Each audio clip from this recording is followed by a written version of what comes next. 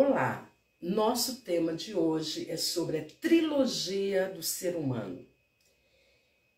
Eu acredito que nós, seres humanos, somos compostos de 3 partes: corpo, mente e espírito.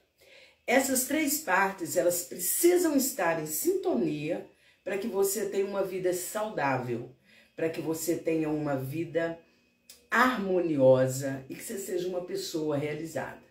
De nada adianta se você se preocupa muito com o seu corpo físico, mas você não tem um emocional equilibrado, né? Não adianta também você fazer as suas atividades físicas, ter uma boa alimentação, ter um corpo saudável, esteticamente perfeito ou quase perfeito, nessa busca pela estética, pela perfeição, por vezes até negando a sua idade, né? Negando as suas rugas, que são marcas da sua experiência. Enfim, isso é tema para uma outra aula. Eu sou Cleise Souza, terapeuta sistêmica e consteladora familiar, e estou aqui toda sexta-feira às 12h12 com uma aula e uma live para você. A aula é no YouTube e já te peço, se você gostar desse vídeo, compartilhe e se inscreva no meu canal. E no Instagram seria então a live. Bom, essas 3 partes, elas são de fundamental importância e vai depender muito da programação mental que eu faço sobre a minha vida, da minha crença, não só pessoal, porque eu sou aquilo que eu acredito ser, mas a minha crença espiritual, a minha crença religiosa. Então, quando as pessoas me procuram para fazer uma terapia, para conhecer o meu processo, que é um processo rápido de apenas 6 sessões, né? Eu desenvolvi um método inédito, que é composto de 15 fundamentos. Eu trabalho com essas ferramentas, que eu dei o nome de fundamentos, que é o MASSE, é um método avançado de cura emocional. Então, a primeira coisa, quando a pessoa me procura por indicação ou ficou sabendo do meu trabalho, ela quer saber: Cleise, como é que você trabalha? Né? A primeira coisa que ela pergunta é quantas sessões e qual é o seu valor, né? Isso assim, é ponto fundamental para as pessoas conhecerem alguma coisa. Elas querem saber a duração e o valor que se paga pelo trabalho. Então, eu desenvolvi uma estratégia em que as pessoas preenchem um formulário para mim. Ele é gratuito, e eu faço o diagnóstico dessa pessoa, que é gratuito também. Então, se você está se interessando por isso, é só entrar em contato comigo, que eu te passo o link e nós ficaremos conectados. Bom, dentre algumas perguntas que eu faço, eu pergunto para a pessoa qual é a sua crença religiosa. Mas, Cleise, ser terapeuta, o que crença religiosa tem a ver? Tem muito a ver.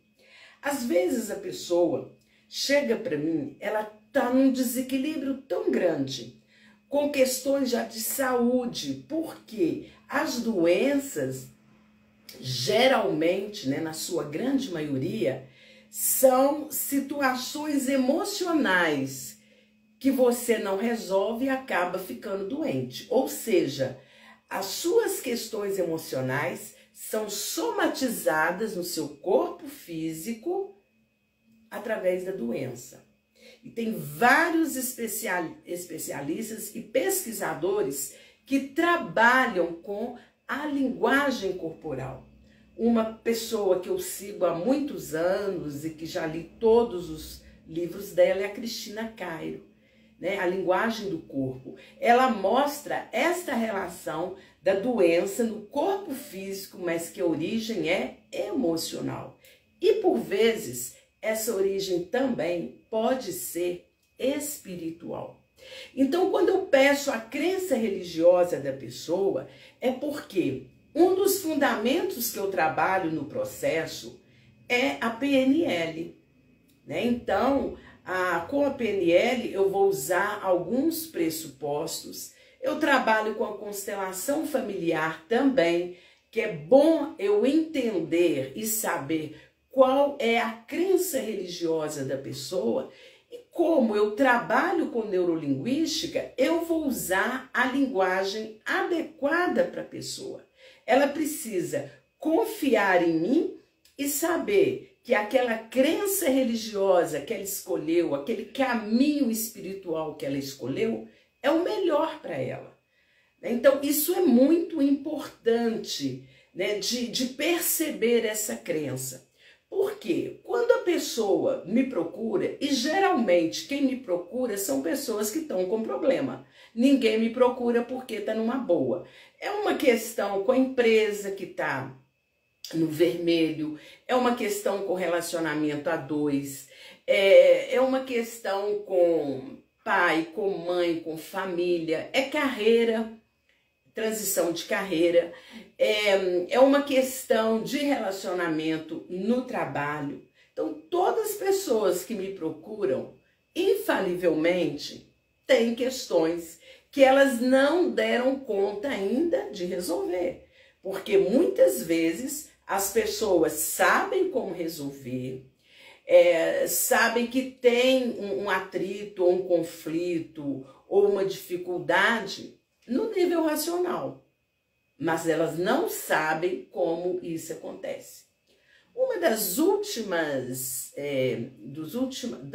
sessões que eu fiz, e que eu gosto de exemplificar, não vou citar o nome da pessoa, mas ela me procurou dizendo, já é uma paciente que já está na mentoria, né, no processo de mentoria, ela dizia para mim que estava sem motivação, que os negócios não estavam bem e que ela queria ter um entusiasmo para fazer o que ela precisava fazer no seu aspecto profissional. Mas ela teve um conflito familiar. E ao trazer esse conflito familiar para mim, eu percebi que ela estava, de uma certa forma, regredida ou fazendo uma transferência de um dos seus entes queridos, uma criancinha, com a criança interior dela. Então, nós fizemos uma regressão. Ela foi lá na primeira infância dela, tinha um episódio de doença que havia acontecido e ela estava paralisada nesse processo. Então, induzindo a paciente por meio da hipnose, da regressão, e que não é nada de outro mundo, é um estado de relaxamento tal, e o terapeuta utilizando as palavras certas. E a mente inconsciente, ela é poderosa, ela é sábia.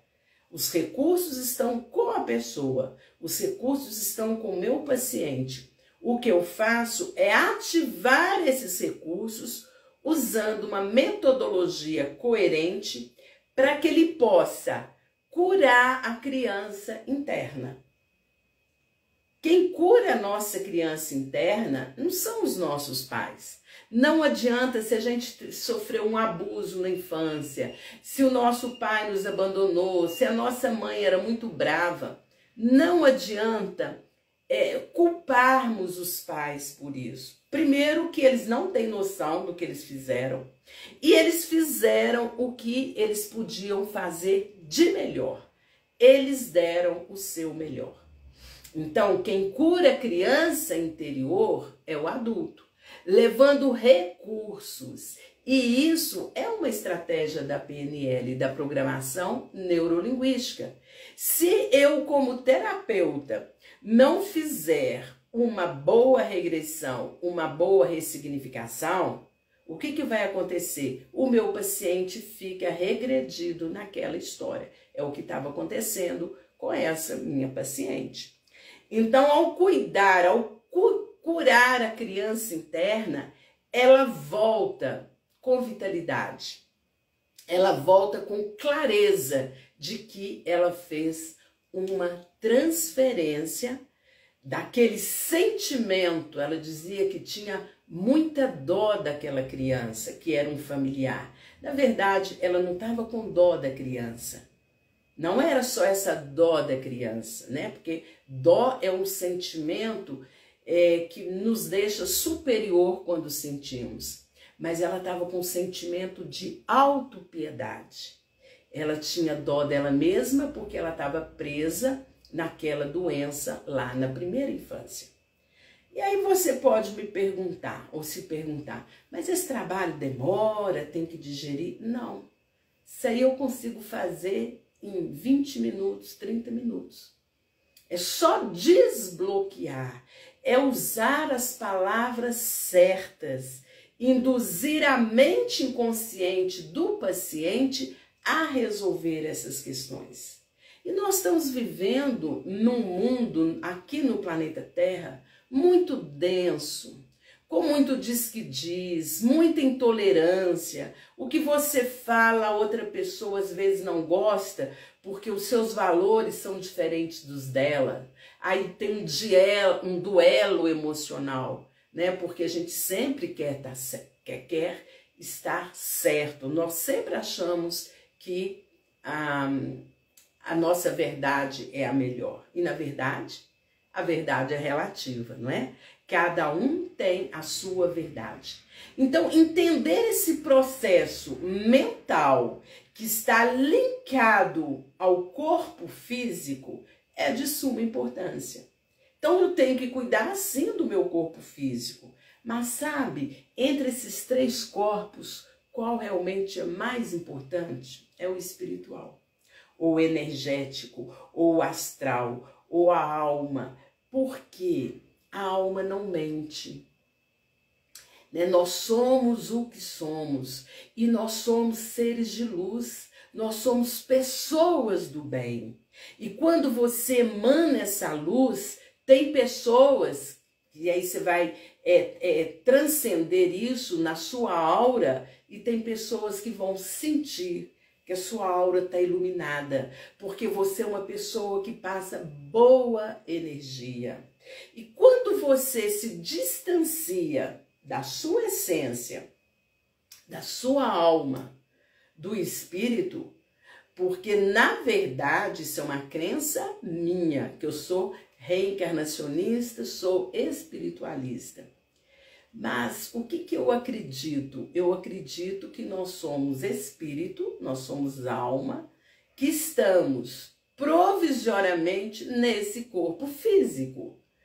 Que um dia esse corpo vai perder a sua energia vital, vai morrer, mas sua alma não morre. Porque você é alma, você é espírito.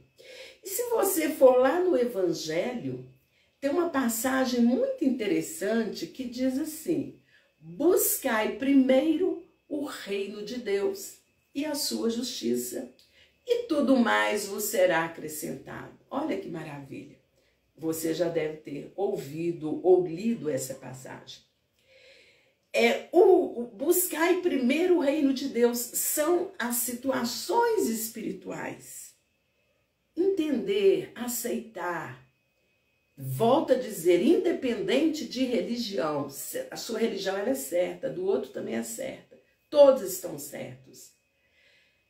Mas você perceber que tem algo maior, que tem uma energia maior, que nós podemos chamar de Deus, de Pai, de Criador, do Mestre, né? Tem até a tríade de Deus, Jesus e o Espírito Santo, né? Dependendo da sua crença religiosa, você vai dar esses nomes, mas na verdade nós somos guiados. E muitas vezes, dentro da nossa evolução espiritual, que ainda não está elevada, nós ficamos só aqui no terra-terra.